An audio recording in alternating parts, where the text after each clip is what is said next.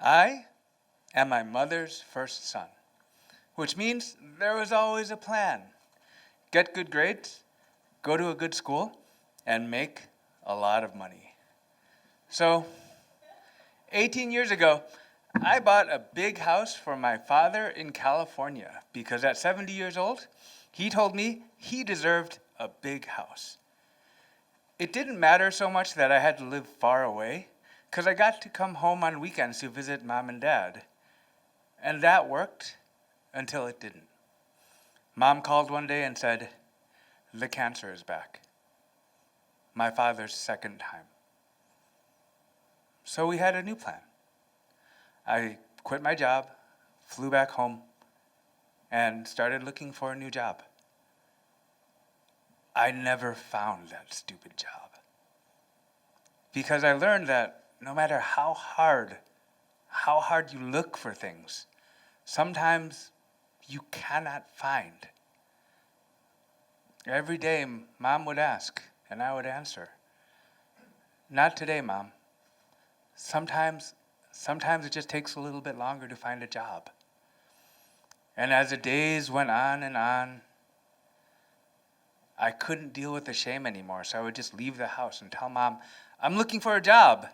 But really, I was just hiding from my parents.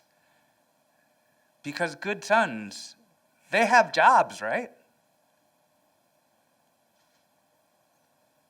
But I was just looking for a way to save the house. And our financial salvation was found in flipping houses.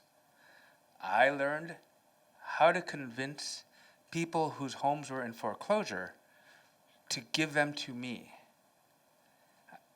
It felt a little bad at first to take advantage of people's misfortune, but I got over that because I realized if it was a choice between somebody else's family and my own, that choice is pretty clear. And after all, somebody else was going to take their house anyway. George was a divorced man. His wife had left him one day, leaving him with his 3 kids, and he had been working hard to keep food on the table and keeping his family in school. And he was about to lose his house.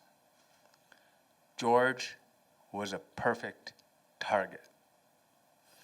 I just showed up at his house one day and said, "Sometimes bad things happen to good people. I'm here to help." He let me into his house, and he shared everything with me because after all, we both had money problems. And he told me everything I needed to know to convince the bank to give me his house. In the business, we call that structuring the deal. So, a couple weeks pass, and I'm at home watching Jeopardy with Dad. The phone rings, and it's George. "Oh, Chris? Oh, I guess I typed the wrong number in. But maybe you can help me. There's this company called Bayfront Financial, and they want to take my house."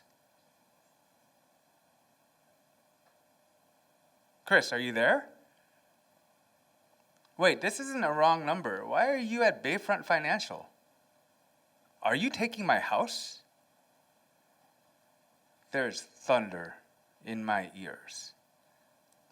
My heart is pounding, and I'm pretty sure George can hear it as well.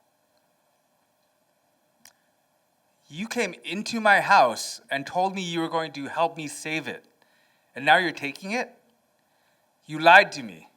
I'm calling a lawyer." I froze. And then I went to defensive mode.